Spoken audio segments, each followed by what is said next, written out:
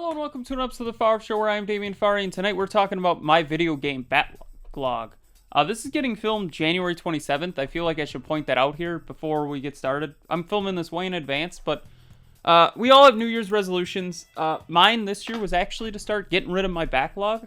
I've never really wrote down the backlog though, so it was just a mental up here, which things can get dropped and, you know, moved around, but I knew I needed to make an actual backlog and start going through these games. So, we got games aplenty here. We're going to talk about a lot of them. Titanfall 2 is not on there, and Titanfall 1 is not on there because they're sunsetting it, so I know we just talked about those, so I just felt it was noted. I did beat the campaign of Titanfall 2 and really enjoyed it. So, let's start talking about, I'm going to call these miscellaneous games because I don't really have anywhere to put them other than here. Some of them are part of series, but I already beat everything else in the series. Some of them are part of series, but I haven't beat anything. I don't know how to explain it. So let's start going here where we got Gears 5. Came out in 2019 for Xbox One. I'm going to play it on the Series X. I feel like that's noted here. I feel like I should note what system I'm going to play them on. So I beat all the Gears except this one, and I want to beat the DLC as well. I think it's Aftermath. Whatever. Then we got God of War Ragnarok from 2022 on PS5. I do have the PS4 version as well, but I'm going to beat it on PS5. And then we also got the Valhalla DLC that came after, so I got to beat both. I'm already in God of War Ragnarok, so I'm slowly going through it. I'm about 8 hours in, so we'll see how that goes. Then I got Death Stranding, where came out in 2019. I'm going to play the Director's Cut on PS5. I've already played a little bit of Death Stranding. The best way to describe Death Stranding is I got the collector's edition, played it on PS4 for like 8 hours, stopped playing because they announced it was coming to PC, bought it on PC, started playing again, got a little bit further, got like 10 to 12 hours in, stopped playing because they announced there's going to be a director's cut for PlayStation 5, said I should probably play that version.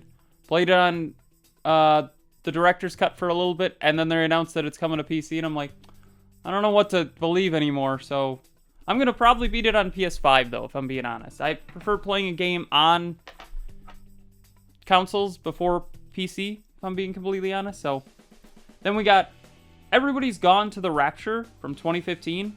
I have it on PS4 and PC. I've started already on PC, but I'm going to, I think, replay it on PS4 because it doesn't run amazing on my PC for whatever reason, the KFC console. This one is not fried. So, I'll probably play it on the PS5. I'll probably do everything, meaning complete it 100% trophies and everything. I feel like that'd just be making sense there. Then we got Sunset Overdrive coming out in 2014 for Xbox One. I'm going to play it on the Series X. Then we got Ratchet & Clank from 2016, PS4 game. I'm going to play it on PS5. I mean, that's just important to note. So, those are kind of the weird ones out. I mean, like I said, obviously, Gears 5, I already beat all the other Gears. God of War Ragnarok will come to God of War soon, but I've already started this one, so we'll get to the other God of Wars later. And Ratchet & Clank, other than this one, I've played Rift Apart, and I want to play this one and play the other ones eventually, but, you know, I feel like I should play the reboot, because I think Rift Apart takes place after the reboot. I don't know, though. Now, we got Max Payne, which came out in 2001. For the original Xbox, and it is backwards compatible on Series X, so I'll probably play it there. Then we got Max Payne 2, The Fall of Max Payne, which came out in 2003 for Xbox. I'm going to play it on the Series X because it is also backwards compatible. And then Max Payne 3 in 2012 came out for the Xbox 360, and I'm going to play it on the Series X. You're going to see a lot of Series X things unless they're exclusive, if I'm being honest, because the backwards compatibility is great. I love it. It helps for great game preservation, as we were talking about earlier in Titanfall's video, so just makes sense. Then we got Red Dead, where I put these in chronological order, so they're going to sound weird, but we got Red Dead Revolver from 2004 for Xbox. I got it for the Series X here, downloaded and everything. Red Dead Redemption 2, 2018, Xbox One. I'm going to play it on the Series X. Then we got Red Dead Redemption 2010 for the 360, and I'm going to play it on the Series X because backwards compatibility. So, Red Dead Redemption 2 is a prequel to Red Dead Redemption 1, but it's a sequel to Red Dead Revolver and Red Dead Redemption, so just thought I'd point that out. Then we got Resistance, where we got Resistance Fall of Man from 2016. For PS3, it hasn't been remastered or anything. And either way, I love my PS3. Like, PS3 and Wii U are like neck and neck for my favorite systems with GameCube to collect for. So it's like GameCube, PS3, Wii U, and Xbox and Xbox 360 if they're backwards compatible, if I'm being honest. You can see where my bread and butter was. Even though PS2 was like my first ever system that wasn't called Sega Genesis. But Resistance 2 came out in 2008 for PS3, and Resistance 3 came out for 2011 for PS3 as well. I really want to use the Move controller for that. I don't know why. I've always wanted to use the Move controller for something, and I feel like that would be a good experience, but who knows. Then we got Alan Wake, where we got Alan Wake 1. There is a remaster as well. I don't know if I'm going to play the remaster just because we're going to get to Alan Wake American Nightmare, and that's an Xbox 360 game, so it'd look really weird jumping from them, so maybe we'll see. So Alan Wake came out in 2010, Xbox 360, works on Series X. Alan Wake American Nightmare 2012, Xbox 360, and it works on Series X. Then we got Alan Wake 2 for 2023, and it works on Xbox Series X. I considered PC, but it's not on. I got those two on PC, but Alan Wake 2, but Alan Wake 2 isn't on Steam, so I'm a Steam guy, so I kind of bundled these together just because I felt it was a good place to bundle them. So we got Killzone and Horizon. I, for some reason, like to think dumbly they're in the same universe, but who knows. So we got Killzone 1, which came out in 2004 for PS2. I have PS3 here for some reason. I don't know why. Then we got Killzone 2, 2009 for PS3. Killzone 3, 2011 for PS3. Then we got Killzone Shadowfall, which was 2013 for PS4. I'm going to play it on PS5. Then we got Horizon Zero Dawn, which is 2017, came out for PS4. I'm going to play it on PS5. Horizon Forbidden West, 2022 for PS5. And I'm going to play it on PS5, obviously. It's coming to PC, though. Then we got Horizon Call the Mountain for PSVR 2, PS5, technically. So I'm going to play it on there. Now we get to the weirdest one here, which is Half-Life.